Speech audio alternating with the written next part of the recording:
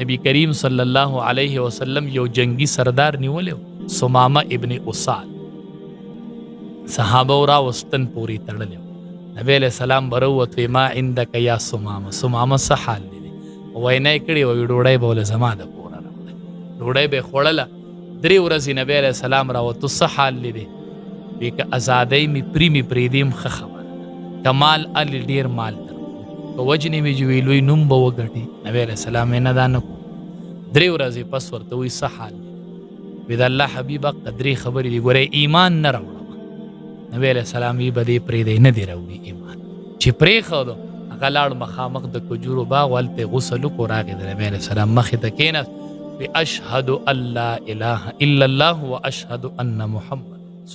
ما 3 ورځو کې ستا د صحابو ستا اخلاق وکتل، زه ستا په قتل پسې ګرځېدم.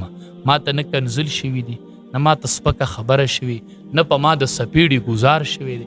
او دا دین اسلامي او ته د دې پرچار کوي، دا ما ته قبول لی. او په غونډه دنیا کې مې ته بد شوې، نن مې په غونډه دنیا کې ته محبوب.